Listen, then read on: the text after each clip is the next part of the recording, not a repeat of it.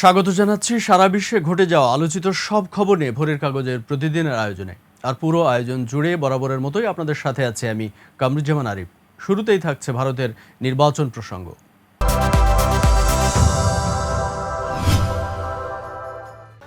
লোকসভা নির্বাচনে একক সংখ্যাগরিষ্ঠতা পেতে ব্যর্থ হয়েছে নরেন্দ্র মোদীর দল বিজেপি। সে কারণে সুযোগ বুঝে নিজেদের দাবি দেওয়া আদায়ে উঠে পড়ে লেগেছে শরিক দলগুলো, বিশেষ করে চন্দ্রবাবু নাইডুর টিডিপি এবং নীতিশ কুমারের জেডিইউ।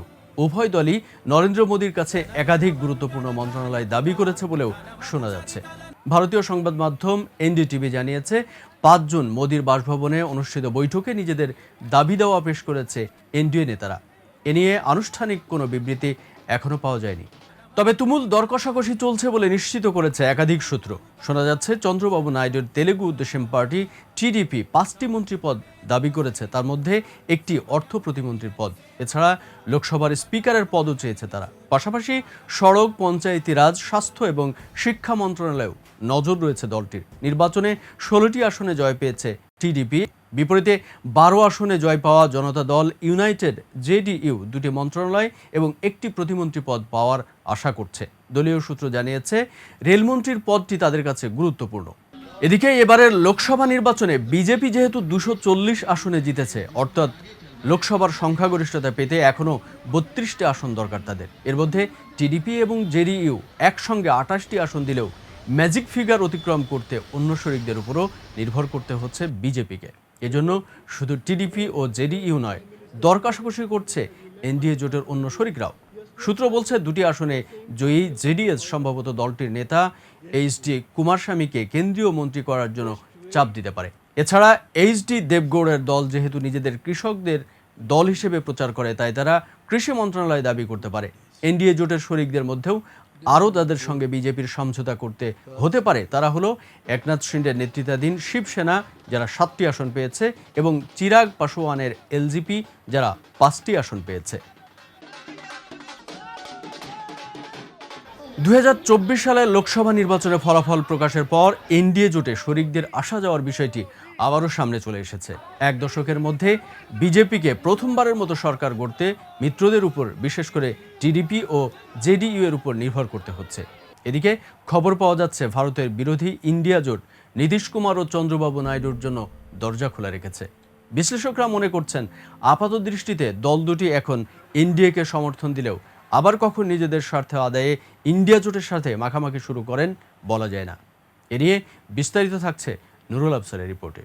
ভারতে 2014 সাল থেকে বিজেপি নেতৃত্বাধীন ন্যাশনাল ডেমোক্রেটিক অ্যালায়েন্স মূলত একটি প্রতীকী জোট ছিল। মোদির কাছে জোট এতটাই গুরুত্বহীন ছিল যে বিজেপি তাদের অনেক পুরনো মিত্রকে হারালেও কোনো আফসোস করতে হয়নি। কিন্তু এবারের নির্বাচনে সব ইকুয়েশন পাল্টে গেল। কংগ্রেসের নেতৃত্বে ইন্ডিয়া জোট বিপুল জয়ের পর বিজেপিকে জোট নিয়ে নড়েচড়ে বসতে হয়। টিডিপি ও জেডিইউর উপর নির্ভর করতে হচ্ছে দুদলকেই। ভারতের বিরোধী ইন্ডিয়া জোট নীতিশ কুমার ও চন্দ্রবাবু নাইডুর জন্য দরজা খোলা রাখবে বলে জানিয়েছে। অন্যদিকে মোদির কাছে নতি স্বীকার করেছে নীতিশ ও চন্দ্রবাবু নাইডু, কিন্তু পাশার দান পাল্টে যেতে পারে যে কোনো মুহূর্তে। 2024 সালে লোকসভা নির্বাচনের ফলাফল প্রকাশের পর এনডিএ জোটে শরিকদের আসা যাওয়ার বিষয়টি আবার সামনে চলে এসেছে। এনডিএ জোট ইতিমধ্যে সরকার গঠনের মতো প্রয়োজনীয় 272 আসনের চেয়ে ঢের বেশি 293 আসনে জয় পেয়েছে, কিন্তু বিজেপি এককভাবে 240 আসন পেয়েছে, যা প্রয়োজনীয় 272 আসনের চেয়ে 32টি কম। আর এই কারণে 1 দশকের মধ্যে বিজেপিকে প্রথমবারের মতো সরকার গড়তে মিত্রদের উপর, বিশেষ করে টিডিপি ও জেডিইউর উপর নির্ভর করতে হচ্ছে। এখন প্রশ্ন উঠতে শুরু করেছে, এই মিত্রদের প্রত্যেকে এখন বিজেপির কাছে কি দাবি করতে পারে, কারণ বিজেপি এসব দলকে সঙ্গে নিয়ে সরকার গঠনের পথে অনেকটাই এগিয়ে গেছে। চলতি বছরের ফেব্রুয়ারিতে টিডিপি বিজেপি জোটে যোগ দেয়। এবার বিস্ময়কর এক জয় পেয়েছে তারা। দলটি অন্ধ্রপ্রদেশ বিধানসভার 175 আসনের মধ্যে 134 আসনে জয় পেয়েছে। একইভাবে এবার লোকসভার 16 আসনে জয় পেয়েছে। 2 দশকের মধ্যে প্রথমবারের মতো এবার কিংমেকার হিসেবে আবির্ভূত হয়েছেন নাইডু। খবর পাওয়া যাচ্ছে, ইন্ডিয়া জোট থেকে নাইডুর সঙ্গে যোগাযোগ করা হচ্ছে। টিডিপির প্রধান জোট সরকার গঠনে গুরুত্বপূর্ণ ভূমিকা রাখার বিনিময়ে বেশ কিছু মন্ত্রণালয়ের দাবি জানাতে পারেন। অন্যদিকে নীতিশ কুমার বারবার জোট পরিবর্তনের কারণে বিশ্লেষকরা তার রাজনীতি নিয়ে নানা রসাত্মক কথাবার্তা বলে থাকেন। একসময় সম্ভাব্য প্রধানমন্ত্রী প্রার্থী ছিলেন নীতিশ, কিন্তু বারবার ডিগবাজি দিয়ে তিনি নিজের ক্ষতিটা করেছেন। অটল বিহারী বাজপেয়ীর সময় তিনি এনডিএ জোটের বেশ প্রভাবশালী মিত্র ছিলেন। 2013 সালে নীতিশ এনডিএ জোট থেকে বেরিয়ে যান। বিহারে তার ভাবমূর্তিটা সুশান বাবু হিসেবে বেশ পরিচিত হয়ে উঠেছিল। তখন তাকে অনেকে বিরোধীদের সম্ভাব্য প্রধানমন্ত্রী প্রার্থী হিসেবে মনে করতেন। 2017 সালে নীতিশ জোট থেকে আবারও বেরিয়ে যান। আবার 2024 সালে তিনি বিজেপির নেতৃত্বাধীন এনডিএ জোটে যোগ দেন। এভাবে একের পর এক ডিগবাজির কারণে নীতিশ তার বিশ্বাসযোগ্যতা হারিয়ে ফেলেছেন। কিন্তু এবার বিহারে লোকসভা 12 আসনে জয়ী হয়ে তিনি সম্ভবত কিংমেকার হয়ে উঠতে পারেন। বিজেপিকে সরকার গঠন করতে এনডিএ জোটের তৃতীয় সর্বোচ্চ আসন জয় জেডিইউর সহায়তা লাগবে। কিন্তু নীতিশের অতীত রেকর্ড বলে দিচ্ছে কেন্দ্রে তার সমর্থনে স্থিতিশীল সরকার হওয়ার সম্ভাবনা খুবই কম। আপাত দৃষ্টিতে তিনি এখন এনডিএ কে সমর্থন দিলেও আবার কখন নিজের স্বার্থ আদায়ে ইন্ডিয়া জোটের সঙ্গে মাখামাখি শুরু করেন বলা যায় না। হিসেব অনুযায়ী টানা তৃতীয়বারের মতো ভারতের প্রধানমন্ত্রী হতে চলেছেন নরেন্দ্র মোদী। স্থানীয় সংবাদ মাধ্যমগুলোর প্রতিবেদন অনুযায়ী 9 জুন শপথ নিতে চলেছেন তিনি। আর এই শপথ গ্রহণ অনুষ্ঠানে আসতে চলেছে বিদেশি রাষ্ট্রপ্রধানরাও। ভারত সরকারের নেইবারহুড ফার্স্ট নীতির প্রতিফলন ঘটিয়ে শপথ গ্রহণ অনুষ্ঠানে দক্ষিণ এশিয়ার শীর্ষ নেতাদের আমন্ত্রণ জানানো হয়েছে। জানা গেছে মোদীর শপথ গ্রহণ অনুষ্ঠানে উপস্থিত থাকবেন বাংলাদেশের প্রধানমন্ত্রী শেখ হাসিনা ও শ্রীলঙ্কার প্রেসিডেন্ট রনিল বিক্রমাসিংহে। দুজনের সঙ্গে 5 জন টেলিফোনে কথা হয়েছে ভারতীয় প্রধানমন্ত্রীর। পরের মাসেই রাষ্ট্রীয় সফরে ভারতে যাওয়ার কথা রয়েছে শেখ হাসিনার। সেখানে এই মাসেই শপথ গ্রহণ অনুষ্ঠানে থাকাটা বাংলাদেশের প্রধানমন্ত্রী বেশ তাৎপর্যপূর্ণ বলে মনে করছেন অনেকেই। শ্রীলঙ্কার সরকার জানিয়েছে প্রেসিডেন্ট রনিল বিক্রমাসিংহে নরেন্দ্র মোদীর আমন্ত্রণ গ্রহণ করেছেন। বাংলাদেশের প্রধানমন্ত্রীও তার উপস্থিতি নিশ্চিত করেছেন। অনুষ্ঠানে একদিন আগেই শেখ হাসিনা দিল্লি পৌঁছবেন বলে জানা গেছে। অন্যদিকে ভুটান, নেপাল এবং মালদ্বীপের রাষ্ট্রপ্রধানদেরও আনুষ্ঠানিকভাবে আমন্ত্রণ জানানো হয়েছে বলে জানা গেছে। তবে এবার যে গুরুতর প্রশ্ন উঠেছে তা হলো পাকিস্তানের প্রেসিডেন্ট কিংবা প্রধানমন্ত্রীকে আমন্ত্রণ জানানো হবে কিনা। পাকিস্তানের সরকারের পক্ষ থেকে বারবার ভারতের সঙ্গে সম্পর্ক পুনর্স্থাপনের বার্তা দেওয়া হচ্ছে। তাই পাকিস্তানের কোনো শীর্ষস্থানীয় নেতৃত্ব শপথ গ্রহণ অনুষ্ঠানে আমন্ত্রণ পেলে অবাক হওয়ার কিছু নেই। এদিকে সদ্য সমাপ্ত লোকসভা নির্বাচনে টানা তৃতীয়বার জয়ী হওয়া নরেন্দ্র মোদীকে শুভেচ্ছা জানিয়েছে যুক্তরাষ্ট্রের প্রেসিডেন্ট জো বাইডেন এবং রাশিয়ার প্রেসিডেন্ট ভ্লাদিমির পুতিন। বাইডেন শুভেচ্ছা জানিয়েছে সামাজিক যোগাযোগ মাধ্যম এক্সের পোস্ট করা এক বার্তায় এবং পুতিন সরাসরি টেলিফোন করেছেন মোদীকে। বুধবার সামাজিক যোগাযোগ মাধ্যম এক্স পোস্ট করা এক বার্তায় যুক্তরাষ্ট্রের প্রেসিডেন্ট বলেন, নির্বাচনে বিজয় উপলক্ষে প্রধানমন্ত্রী নরেন্দ্র মোদী এবং ন্যাশনাল ডেমোক্রেটিক অ্যালায়েন্সকে অভিনন্দন। এবারের নির্বাচনটি ঐতিহাসিক ছিল। প্রায় 65 কোটি ভোটার ভোট দিয়েছেন। এমন একটি নির্বাচন সফলভাবে সম্পন্ন করার জন্যও তাদের শুভেচ্ছা জানান পুতিন। এদিকে একই দিন নরেন্দ্র মোদীকে টেলিফোন করে শুভেচ্ছা জানিয়েছেন রাশিয়ার প্রেসিডেন্ট ভ্লাদিমির পুতিন।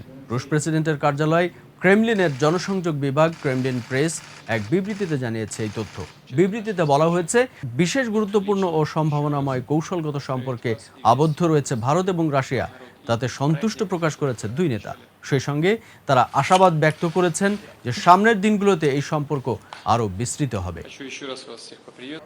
এদিকে লোকসভা নির্বাচনে বিজয়ী হয়ে টানা তৃতীয়বারের মতো দেশের প্রধানমন্ত্রী হওয়ার জন্য প্রস্তুতি নিতে থাকা নরেন্দ্র মোদীকে অভিনন্দন জানিয়েছেন ইসরায়েলের প্রধানমন্ত্রী বেনিয়ামিন নেতানিয়াহু। মোদী এবং তার দল বিজেপির এই বিজয় ভারত ইসরায়েলের মিত্রতাকে অন্য উচ্চতায় নিয়ে যাবে বলেও প্রত্যাশা করেছেন তিনি। বুধবার সামাজিক যোগাযোগ মাধ্যম এক্সের এক পোস্টে নেতানিয়াহু বলেন, নরেন্দ্র মোদী টানা তৃতীয়বারের মতো নির্বাচনে জয় পেয়েছেন। আমি তাকে অন্তরের অন্তঃস্থল থেকে উষ্ণ অভিনন্দন জানাচ্ছি এবং আশা করছি তার নতুন মেয়াদে ভারতের সঙ্গে ইসরায়েলের সম্পর্ক এক নতুন উচ্চতায় স্পর্শ করবে। এই ফলাফলের জন্য মোদীকে অভিনন্দন জানান নেতানিয়াহু। গাজায় চলমান সংঘাতের মধ্যে জাতিসংঘের একটি স্কুলে বিমান হামলা চালিয়েছে ইসরায়েল। মধ্য গাজায় নুসেইরাত এলাকায় অবস্থিত স্কুলটিতে জোরপূর্বক বাস্তুচ্যুত হওয়া বহু বেসামরিক মানুষ আশ্রয় নিয়েছিলেন। তবে ইসরায়েলি বাহিনীর দাবি, এই স্কুল হামাসের আস্তানা হিসেবে ব্যবহার হয়ে আসছিল। এই হামলায় অন্তত 32 জন নিহত এবং 12 জন ফিলিস্তিনি আহত হয়েছে। প্রতিবেদনে বলা হয়েছে, শরণার্থীদের জন্য পরিচালিত জাতিসংঘের ত্রাণ ও কর্ম বিষয়ক সংস্থা UNRW এই স্কুলে হামলা চালানোর কথা নিশ্চিত করেছে ইসরায়েলি সেনাবাহিনী। এই হামলার প্রতিক্রিয়ায় হামাস নেতারা জানিয়েছে গাজা যুদ্ধের স্থায়ী সমাধান এবং সর্বশেষ যুদ্ধবিরতি প্রস্তাবে সম্মত হওয়ার জন্য অবিলম্বে ইসরায়েলি সেনা প্রত্যাহার প্রয়োজন। তবে ইসরায়েলের প্রতিরক্ষা প্রধান বলেছেন, আলোচনার সময় যুদ্ধ থামানো হবে না। যদি নির্বিচার হামলা অব্যাহত থাকে তাহলে গাজার 10 লাখেরও বেশি ফিলিস্তিনি সর্বোচ্চ ক্ষুধামন্দার কবলে পড়তে পারে বলে সতর্ক করেছে জাতিসংঘ। তবে এসব সতর্কবাণীতে কর্ণপাত করছেন না ইসরায়েলি প্রধানমন্ত্রী বেনিয়ামিন নেতানিয়াহু। বরং লেবানন সীমান্তে হিজবুল্লাহ যোদ্ধাদের বিরুদ্ধে তীব্র অভিযান শুরু করার কথা জানিয়েছেন তিনি। এই অঞ্চলে 8 মাস ধরে ইসরায়েলি সেনারা ইরান সমর্থিত হিজবুল্লাহর সঙ্গে প্রায় প্রতিদিনই গুলি বিনিময় করছে। এদিকে লেবাননের সশস্ত্র গোষ্ঠী হিজবুল্লাহর ড্রোন হামলায় ইসরায়েলের এক সেনা নিহত হয়েছে। বুধবার উত্তর ইসরায়েলের লেবানন সীমান্তে ওই ড্রোন হামলা হয়। বৃহস্পতিবার ভোরে এক সেনা নিহতের এই তথ্য নিশ্চিত করেছে ইসরায়েলি বাহিনী IDF। সার্জেন্ট পদধারী নিহত ওই সেনার নাম রেফায়েল কাউডার্স, যার বয়স আনুমানিক 39 বছর। উত্তর ইসরায়েলের শহর হুরফিশের লেবানন সীমান্তে দায়িত্ব পালন করছিলেন রেফায়েল। ড্রোন হামলায় গুরুতর আহত অবস্থায় তাকে তাৎক্ষণিক চিকিৎসার জন্য ওই অঞ্চলের একটি হাসপাতালে পাঠানো হয়। পরে অবস্থার অবনতি হলে মারা যান তিনি। ইসরায়েলি বাহিনী জানিয়েছে, ওই হামলায় এক রিজার্ভ সেনাও গুরুতর আহত হয়েছে। ফিলিস্তিনে হামাসের প্রতিবাদে ইরান সমর্থিত লেবাননের সশস্ত্র গোষ্ঠী হিজবুল্লাহ ইসরায়েলি স্থাপনা লক্ষ্য করে গত অক্টোবর থেকে হামলা চালাচ্ছে। এদিকে আন্তর্জাতিক বিচার আদালত প্যানেলের ইসরায়েলি বিচারপতি আহরন বারাক পদত্যাগ করেছেন। গাজায় ইসরায়েলের গণহত্যার অভিযোগ নিয়ে আন্তর্জাতিক আদালতের অ্যাডহক ভিত্তিক বিচারপতির দায়িত্ব পালন করছিলেন তিনি। গত 4 জুন তিনি পদত্যাগপত্র জমা দেন। পদত্যাগের কারণ হিসেবে 87 বছর বয়স্ক ব্যারাক ব্যক্তিগত এবং পারিবারিক কারণের কথাই উল্লেখ করেছেন। তার শূন্য আসনে ইসরায়েল কাকে নিয়োগ দেবে তা এখনও জানা যায়নি। তবে সংশ্লিষ্ট দেশ ইচ্ছা করলে অন্য দেশের কাউকেও ওই পদে নিয়োগ করতে পারেন। হেগস্থ আইসিজের নিয়ম অনুযায়ী আইসিজের বিচারক প্যানেলে সংশ্লিষ্ট দেশের কোনো বিচারপতি না থাকলে ওই দেশ তাদের পক্ষ থেকে একজনকে মনোনীত করতে পারে। বারাক ছিলেন ইসরায়েলের সুপ্রিম কোর্টের সাবেক সভাপতি। তিনি তার দায়িত্ব পালনের সময় সহযোগিতা করার জন্য আদালতের স্টাফ এবং অন্য বিচারপতিদের ধন্যবাদ জানান। এদিকে ইসরায়েলি কর্মকর্তারা বলেছেন, আদালত যতদিন পর্যন্ত বাস্তব ভিত্তিক থাকবে ততদিন তার বিচারপতি নিয়োগ করে যাবেন। তারা জানান, এখন পর্যন্ত আদালতের আদেশগুলো ইসরায়েলি বাহিনীর যুদ্ধ লক্ষ্য হাসিলে কোনো ধরনের ক্ষতি করেনি। এর আগে গাজায় গণহত্যা নিয়ে ইসরায়েলকে কাঠগড়ায় তুলেছে আন্তর্জাতিক অপরাধ আদালত ICC। এতে ক্ষুব্ধ হয়ে ICCর বিরুদ্ধে শাস্তিমূলক পদক্ষেপ নিতে বিল পাশ করেছে মার্কিন আইনসভার নিম্নকক্ষ প্রতিনিধি পরিষদ, হাউস অব রিপ্রেজেন্টেটিভস। প্রতিনিধি পরিষদের সংখ্যাগরিষ্ঠ দল রিপাবলিকানদের সঙ্গে 42 জন ডেমোক্রেটও ICCর বিরুদ্ধে বিল পাশের পক্ষে ভোট দেন, যার ফলে সব মিলিয়ে ভোটাভুটিতে বিল পাশ হয় 247 ভোটে। বিলের বিপক্ষে ভোট পড়েছিল 155টি। বিলটি এখন অনুমোদনের জন্য সিনেটে তোলা হবে। সেখানে বিলটি আইনে পরিণত হলে মার্কিন প্রেসিডেন্ট জো বাইডেন ইসরায়েলের বিরুদ্ধে বিচার কাজের সঙ্গে যুক্ত ICCর কর্মকর্তাদের বিরুদ্ধে শাস্তিমূলক পদক্ষেপ নিতে পারবেন। দর্শক, এই ছিল সারা বিশ্বে ঘটে যাওয়া উল্লেখযোগ্য কিছু খবর নিয়ে ভোরের কাগজের আজকের আয়োজন। যারা এতক্ষণ আমাদের সাথে ছিলেন তাদের অসংখ্য ধন্যবাদ। সারা বিশ্বের সব খবর সবার আগে জানতে সাথে থাকুন আমাদের ভোরের কাগজ ইউটিউব চ্যানেল এবং ফেসবুক পেজে। ভালো থাকবেন সবাই। আল্লাহ হাফিজ।